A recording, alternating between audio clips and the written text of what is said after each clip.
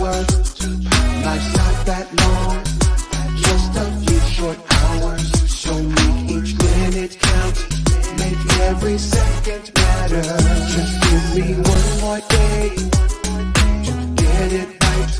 I need just one more day. Transplant Talk with Nyshonda, Thursday, 7 p.m. on Facebook Live and YouTube.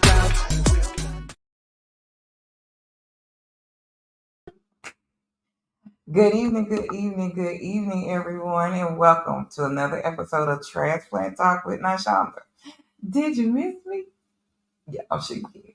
All right, y'all. We are here again observing our National Donor Sabbath.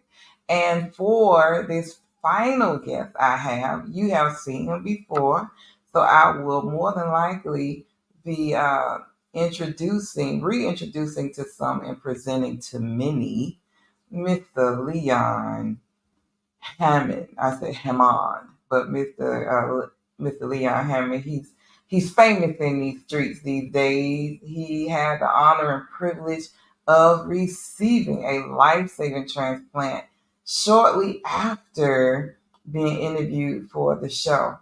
And since that time, he has done a lot. So we are going to get all in his business today, see how he's doing, how did the procedure go, what's been happening since, he received his transplant.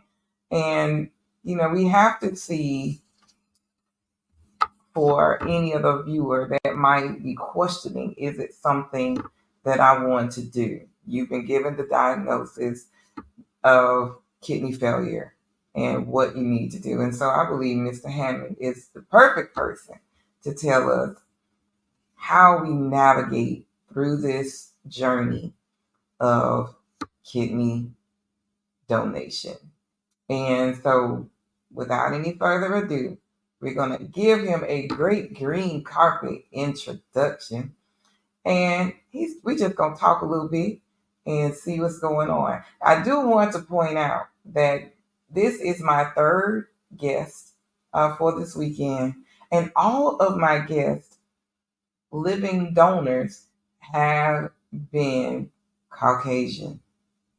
So for all of you that are saying, they won't try to save me if I get into an accident, don't go to the hospital because they're going to try to kill you. I want you all to put that myth and change your words and change your attitudes about organ donation.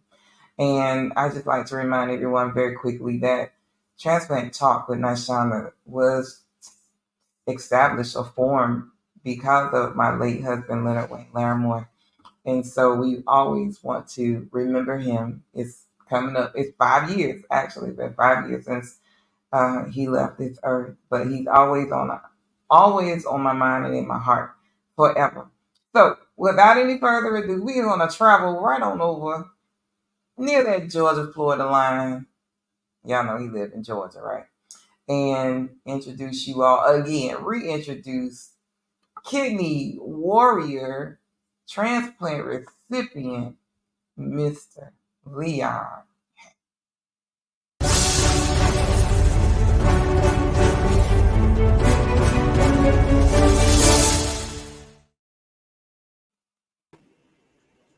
Hello, Leon Hammond. How are you? I'm good. How you doing? I'm good. Y'all, I don't know if y'all know it or not, but this man is hilarious. Okay, he is. I'm just myself. I'm not hilarious, guys. Don't believe it. Listen, so y'all, this is actually different because the last time we did the show, somebody was in his car.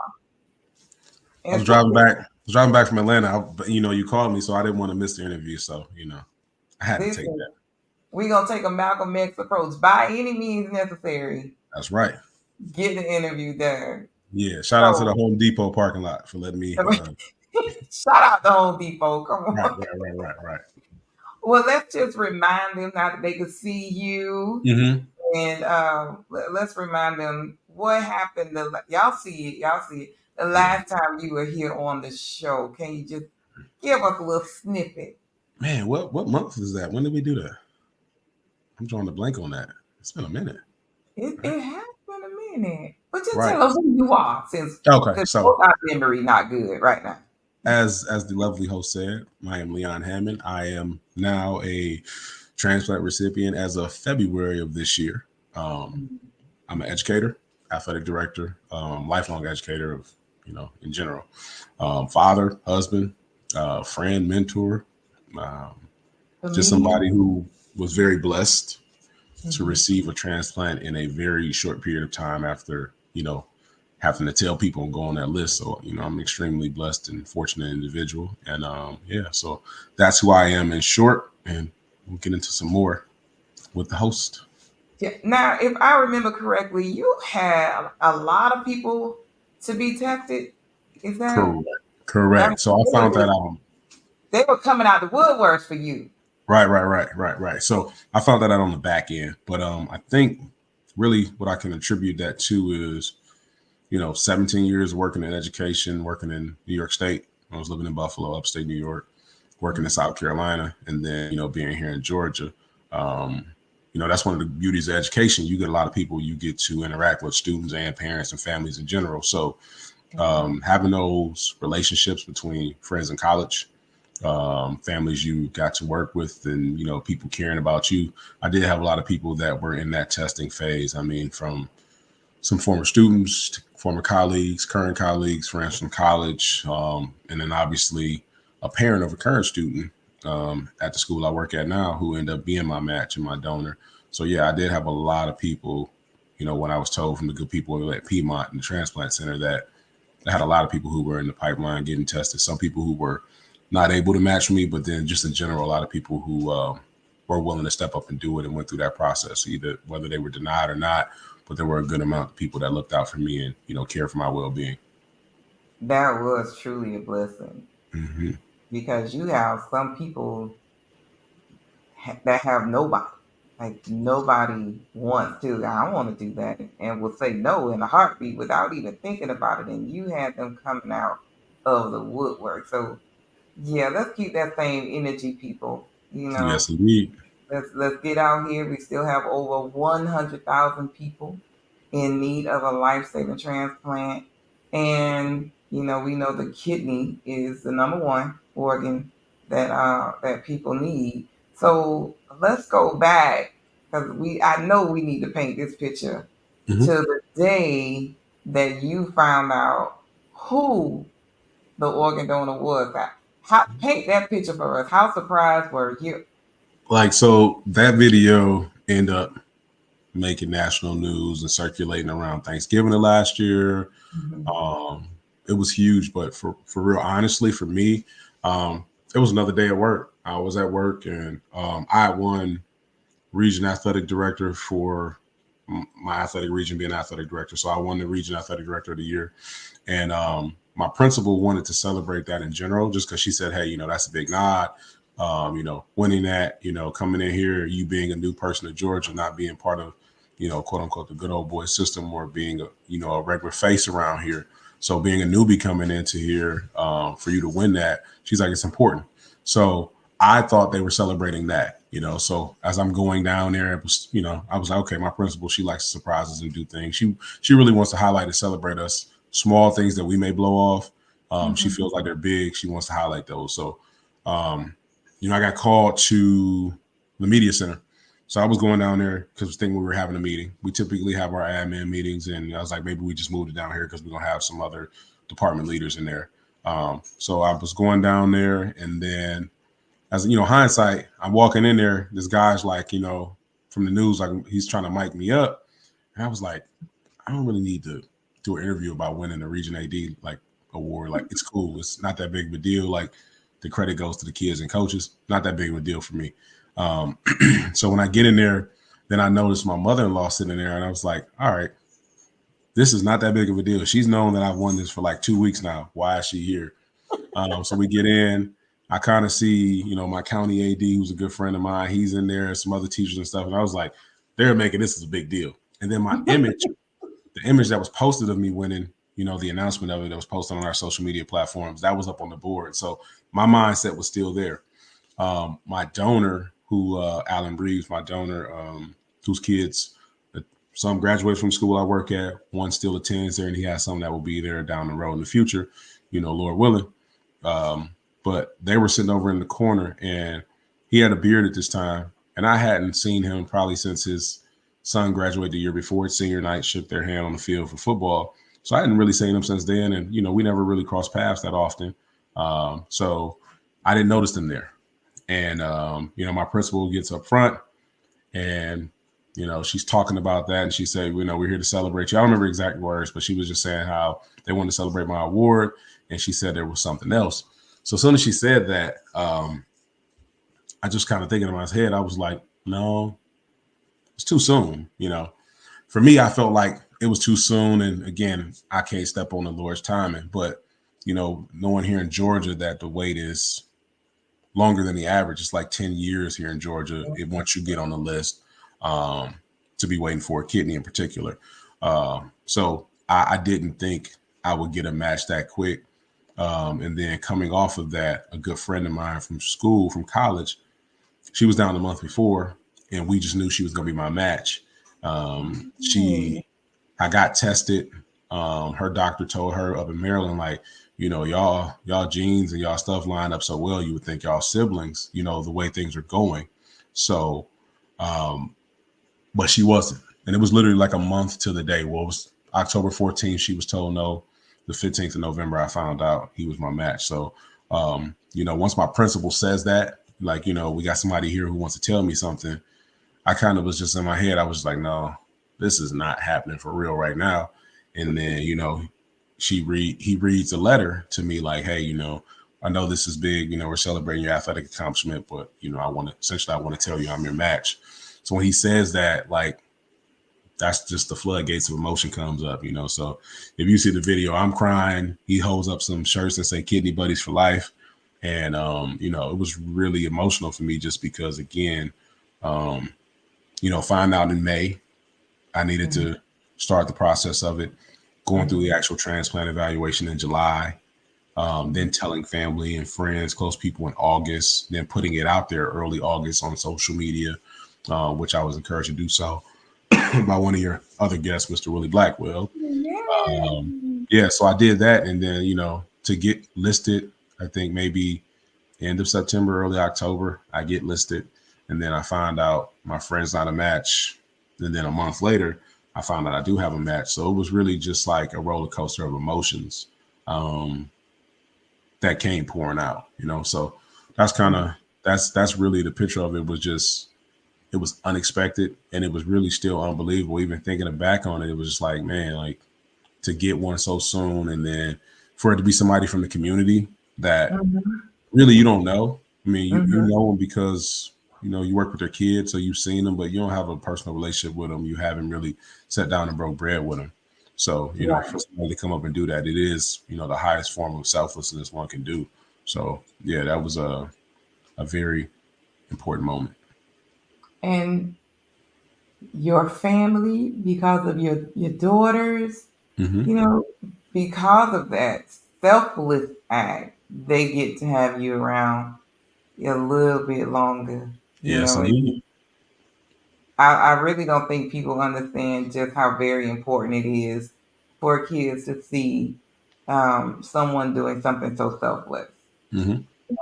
And just remind me again, this happened to you, but it wasn't because of anything hereditary, correct? No, it wasn't nothing hereditary. So like, I think I will say this, the only history I really know health-wise in my lineage is my mom's side. I never met my father, so I couldn't speak to health things on his side.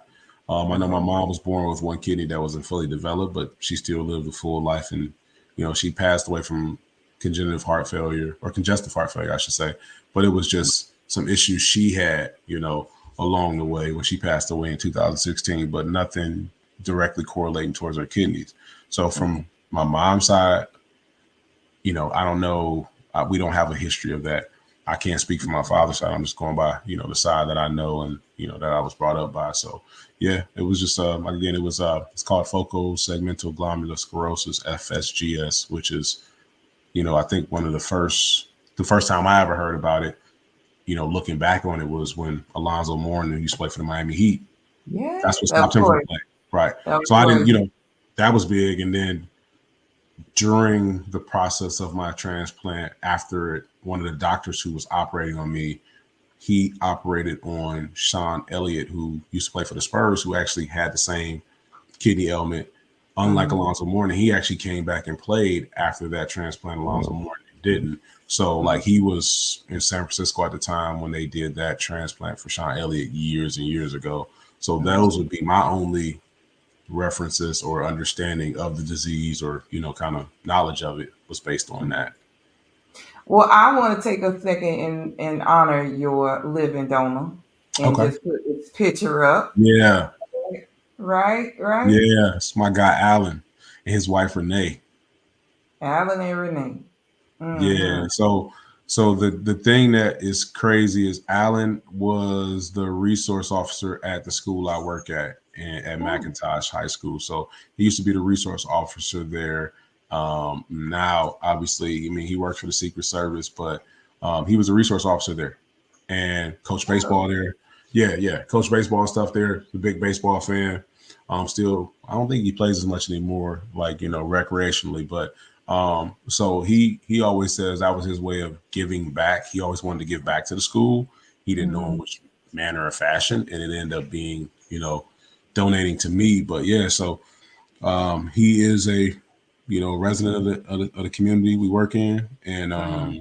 yeah, he's just we've developed a very good relationship throughout this process. Seeing each other at events. His son plays sports, so I get to see him there. Kids have his family's been over, for a pool party, just kind of hanging out. Mm-hmm. My kids have been to the trampoline park, for their kids' birthday parties. I take my kids there, so my kids like going to get to see them and stuff like that. And we definitely have busy schedules, especially him and his line of work and what he does.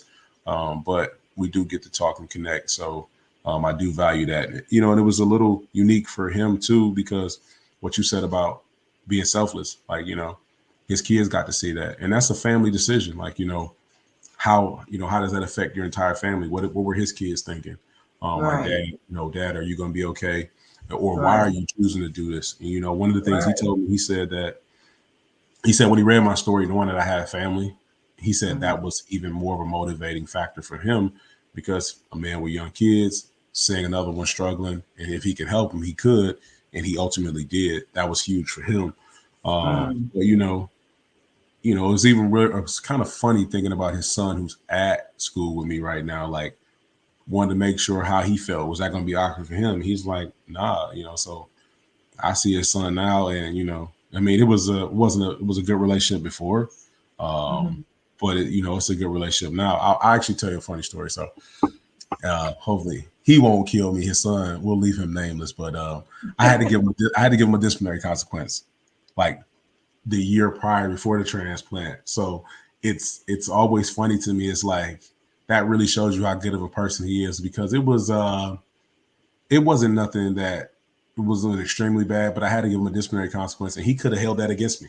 If you really think about it, Oh, he could have been right. like, "Oh, no, you did this to my son. I don't want to help you," but he didn't. He let that Okay. go and was like, "Look, my son did something dumb. It is what it is.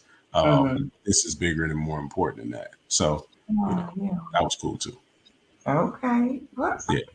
come on, Alan. We like Alan. We Mhm. appreciate you. But I do know, as you mentioned before, y'all, I need to make sure I get his autograph. So please make sure you send me an autograph picture, Listen, of yourself, because we'll trade. We'll trade autographs for autographs. You send us one, we'll send you one. okay, all right, I'll make sure. I mean, 8 by 10, 5 by 7. What Listen, we doing? we know you FAMU's finest. So we'll make those Oh, well, interchanges. well, okay, Hmm. right. You gonna leave fam you out? Okay. Okay. But I Hmm. think we have good and we have difficult, right? Hmm. So, what were some of your challenging um, times after receiving the transplant? Oh, I mean, honestly, um, I would say I'll go with the challenging part, and I'll talk about the good. So the challenging part was, this is my first medical procedure, like serious medical procedure. I've had wisdom teeth removed or something like that, but that's the extent. So for me, I had the surgery on Friday, February 24th. I anticipated getting out on Monday, the 27th. Alan was actually out the next day on that Saturday. He was out, checked on me, and he was released to go home. So, that shows you how far surgeries come. I was all slated to go home that Monday. Met with the doctors earlier that morning. Did my checkout evaluation with my wife and the transplant nurse, the post-transplant nurse. Get my pill cases loaded up. I'm ready to go. And then another nurse comes in and says, "Hey, what do you want for dinner?" And I was just like, "Oh, you got the wrong person. I'm going home." And she's like, "Well, no, you're not." So, I'm going through this like, no, I am. And I was to a point where I was ready to self-check myself out and just go AWOL because I was ready to go home. I told my kids I was coming home Monday. So, but what they found was my creatinine and protein levels were still elevated. And, trying to figure that out, they thought was the FSGS trying to attack the new kidney. So they wanted to keep me in the hospital. So I ended up staying an additional week to the following Friday.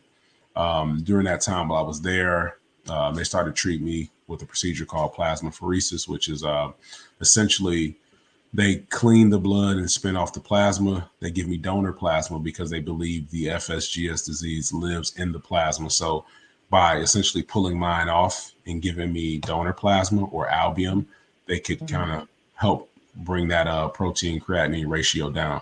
So I did that every day for that week following surgery, Monday through that Friday. And my levels were down to a reasonable level. And, I ended up going home, but that wasn't the end of it. So once I got released from the hospital, I still had to do those plasmapheresis treatments, and I would have to go into Atlanta to get those done. So I was doing them at one of their infusion centers, and I would do them initially 3 days a week, and they would taper off to 2 days a week. But I would go in and do those, and essentially you're in the dialysis wing or unit or similar location. You're in a room, there's a nurse in there with you. They hook you up to a blood pressure cuff, heart rate monitor, and, they used a vas cath, a permacath in my chest after removing the vas cath. And they do that procedure. They spin the blood, run it out, clean your plasma off, about 4 liters of plasma they would clean off, and they would give me, the substitute donor plasma or albumin to replace what was spent off. It's tiresome at the end, a little worn out, but I did that all the way through, I want to say the last week of April. So essentially from end of February through April, I was doing that either 2 days a week or 3 days a week. So that was challenging just because of the physical sense. It's tiring. You would be tired afterwards. Your body's freezing when you're in the process of it because naturally they're pulling blood out of you to clean it. So you're getting cold. So that was tough. And then, I got to a point where I was able to manage it well and drive myself into appointments after a couple of weeks when I was cleared to drive. But that was the biggest setback I had during that process or post-transplant. I've had some adjustments with my medications, but they say that's normal. Just your body trying to get used to anti-rejection medications, the low dose of prednisone.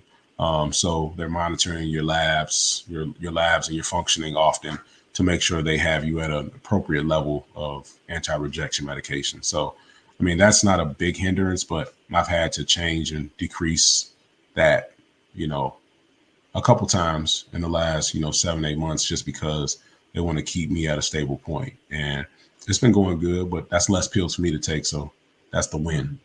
That's the win for me. But the positives dramatically outweigh the negatives. Like, I met a young lady through Facebook who was, her percentage was lower than mine. She was in, under 10%, stage 5, a couple beautiful young kids at home, needing a transplant.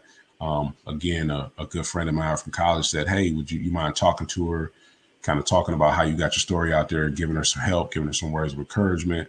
And, we had some conversations through Messenger, and, lo and behold, I think maybe that Monday when I found out I was going to stay in the hospital. She ended up getting a transplant that Monday. So, Wait, I and had you didn't make our connection yet? Okay, yeah, now yeah. you got some homework. Okay, Got some. okay. Yeah, I connect you with her. So yeah, Okay. I was able to connect with her, and she had been going through it. I mean, I think she had may even been to the point where she had a transplant lined up, but something happened with the donor, and she wasn't able to get it done.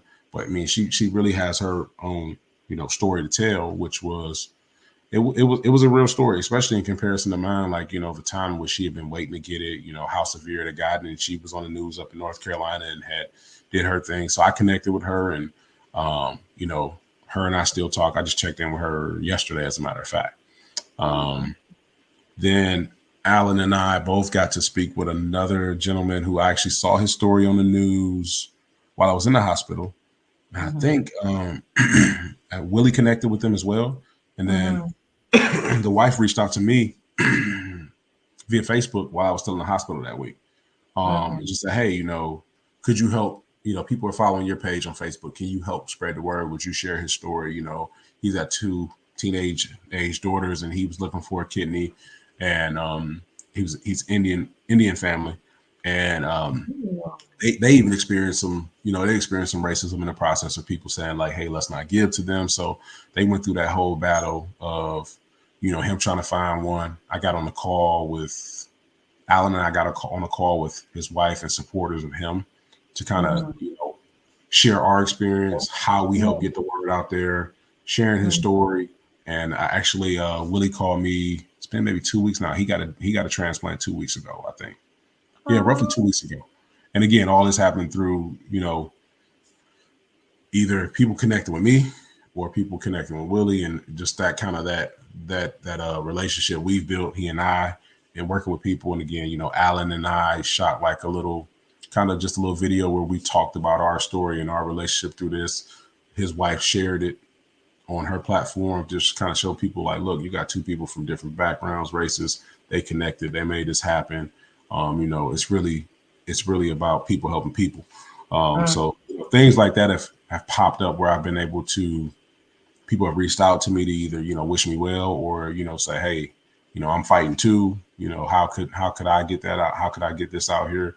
And I tell people like honestly, my story it's unique to me, but I Mm-hmm. didn't do anything differently than advice I got from other people. Just told my story, and then I was just fortunate to have people to come forward and help me. Right. But I feel like that's one of the things I talked about with Alan is like neither one of us are very public people in the sense of we're not seeking attention or want to be on the front line. We're cool with being in the back, but we said Mm-hmm. if we are going to have this attention Platform. placed in front of us, we might as well pay it forward and help other people. We might as well do some good with it. So if we could affect and change other people's lives or change other people to consider donation or help Mm-hmm. those who are in Mm-hmm. need and get their word out there, then we all for it. So that's the definitely the pros and pros that have happened since Mm-hmm. transplant that vastly outweigh the cons. Yeah, that's beautiful. Each one teach one. Right. If we Mhm. all respect and help each other, that's community. And Right. if people really understood the power of that word community and Hmm. being together, our world could be such a better place because still Absolutely. having over 100,000 people in this country needing a life-saving transplant. So we know Hmm. that how big the numbers are in Florida. And after a meeting we just had, we had a meeting on Monday, we can see that in Florida, the number is declining. The number of people that are becoming organ donors or actually registering to become organ donors Oh, really? is Mm. declining. So yeah, we need for it to increase. No, we don't want it to decrease. So as much as we can, um, we want to get the word out. Which is why again, I'm asking you, hey, what happened? What's going on? Because Mhm. somebody else could learn from your story and learn how to do some of the things that you've done. You went on different uh, social media. You went on different networks, Mhm. and some people will have a billboard. I'm just looking to see Right. where. get my inspiration from. But some people have a need for it. So all of those things are necessary and vital. And when Hmm. once you receive a life-saving transplant, then you become that advocate, for more people. And I'm Right. so glad that that Pastor Willie went back and got you and helping as many people, as they can. And I know some people say, well, not Shonda, you didn't have one. Yeah, but I watched that man suffer. Right. You know, I watched what he endured to the very end, and to know that he, no longer on this earth with us. I mean, I had to do something. I just couldn't sit back and say, woe is me, because I can't help nobody else. But I Hmm. enjoy doing transplant talk with Nashonda and meeting new people such as yourself. And yeah, Likewise. Likewise. I love checking on them and seeing how they're doing, Hmm. and I know sometimes they might be surprised, like, what? But no, we family. Here on out. We gotta get to But my know. thing is this though. It's crazy that you say that. Like whether you've been through a transplant or not, or whether you were next to somebody who was going through that whole process of in search of one, like Mm-hmm. you don't. I don't feel like this is a situation where you need to have had to experience it to be Mm-hmm. vocal about helping people.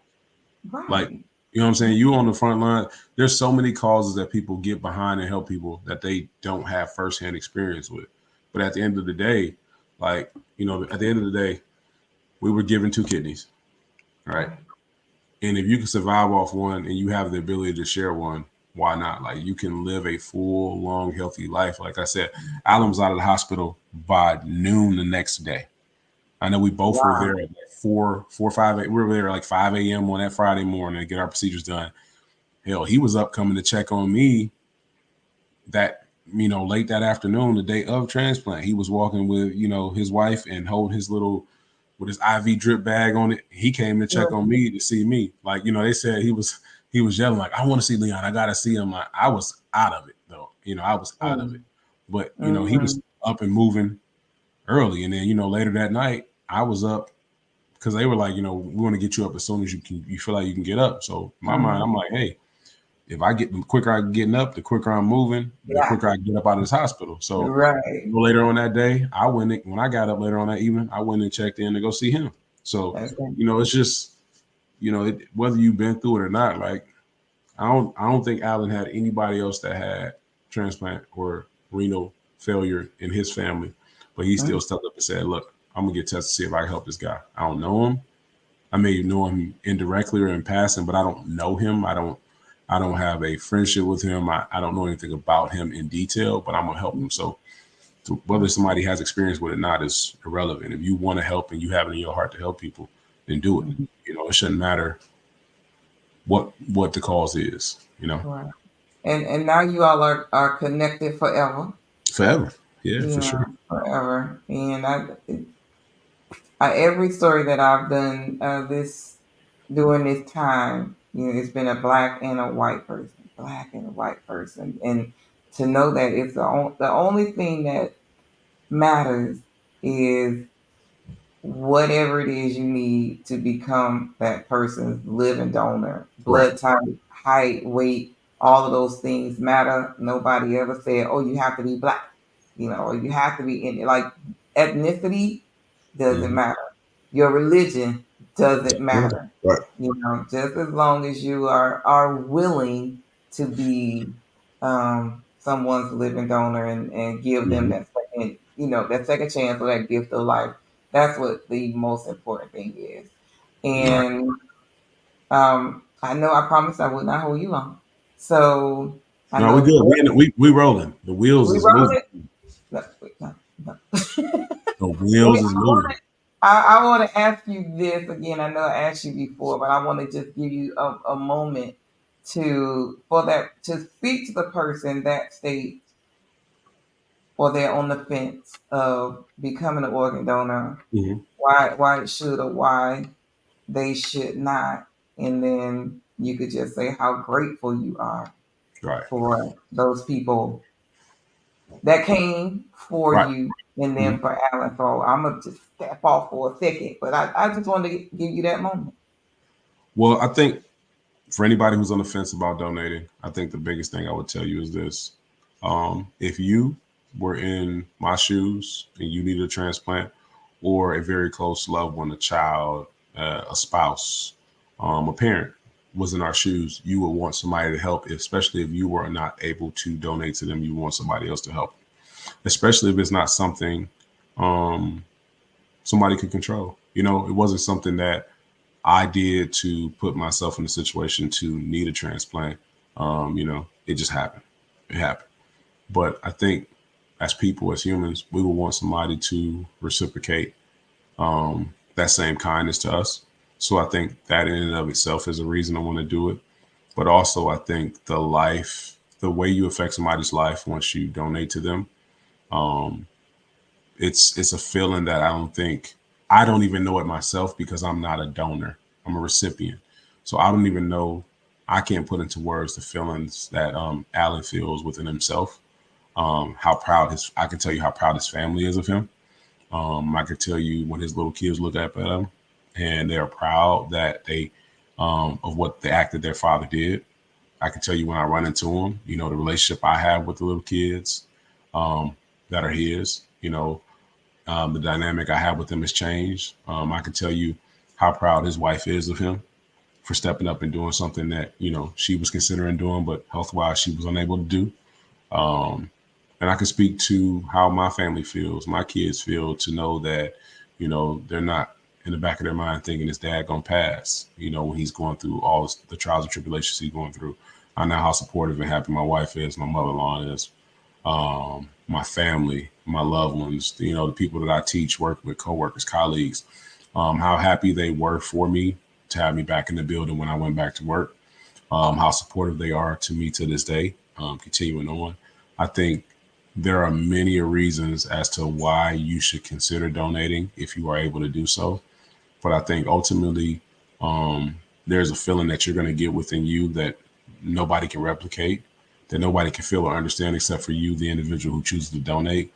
And I think, if you have the ability to do it, that's one of the things we put on this earth to do, is to try to leave it a better place than it was when we got here.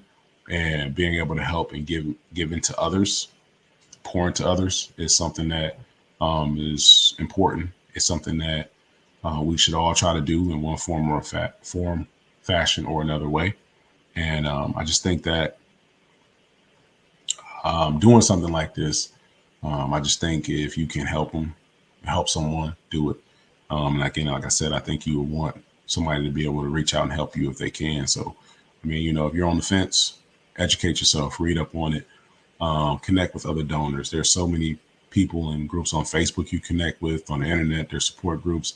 Find out what trials and tribulations they went through the process of getting tested. But also, I think one of the things Alan's always tells me about is how much has improved his life and his health when he was preparing to be my donor. The shape he had to get in, how he had to change his diet, it's changed his life for the better and his health for the better. So I think ultimately, if you can do it, educate yourself on it, make sure your family's on board. If you have a family that you are caring for or a part of during this process, because they're going to be affected by it. But I think ultimately, when you get to save somebody else's life, I don't think there's anything higher than that you can do. That's my spiel.